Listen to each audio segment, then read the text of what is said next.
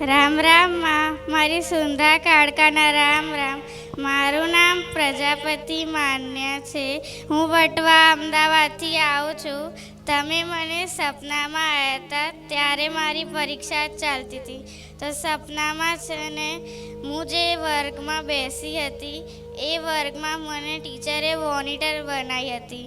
તો ત્યાં ટીચર મને બે મિનિટે ઊભા કરીને કે નીચે ઓફિસમાંથી આ લઈને આય, પેલું લઈને આય. એવું કરતાં કરતાં પેપર લખવાનો સમય પતી ગયો અને પેપર લેવાનો સમય આવ્યો.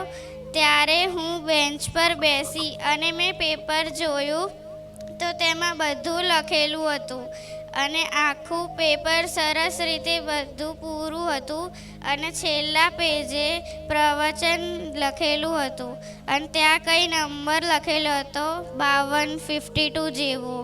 અને મારા બાજુમાં એક છોકરી બેસી હતી જે દિવસે નથી આવી, પણ એ ખાલી મને જ દેખાતી હતી. તમે એના સ્વરૂપમાં આવીને મને દર્શન આપ્યા અને મારું આખું પેપર લખ્યું હતું. અને એ મેં બીજી વાર પેપર જોયું ત્યારે થોડી વારમાં એ ગાયબ પણ થઈ ગઈ. મેં બધાને પૂછ્યું કે અહીંયા કોણ બેસ્યું છે, આ ક્યારે આવી? તો બધાને કોઈને એ ના દેખાઈ, ખાલી મને જ દેખાઈ હતી એ. ભલે રામ. રામ. જો નાના બાળનું ધ્યાન રાખું છું ને.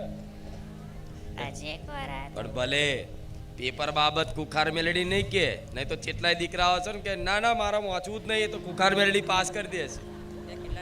એટલે આ બાબત નહીં કહું. આ શું ખોટું, છતાં એનો ભરોસો કહું છું. જો આવું કહી દઈશ ને તો તમારો નાનો દીકરો દીકરી એવું કહેશે મમ્મી કુખાર મેલડી પાસ કરાવી દેશે. વિશ્વાસ સાચો પણ વાંચવાનું છોડ દેશે ને. હા એટલે એટલે આ બાબત એવું નહીં કહું. ભલે પણ ખૂબ આશીર્વાદ છે આટલા નાના બાળની અંદર. અમારા બાળ ભક્તો કહેવાય, બરોબર. અને આવા બાળ ભક્તો મને અતિ પ્રિય છે કે જે રમવા કૂદવાની ઉંમરે મારી ભક્તિમાં રંગાયા. આમનું ભવિષ્ય શું કહો હવે.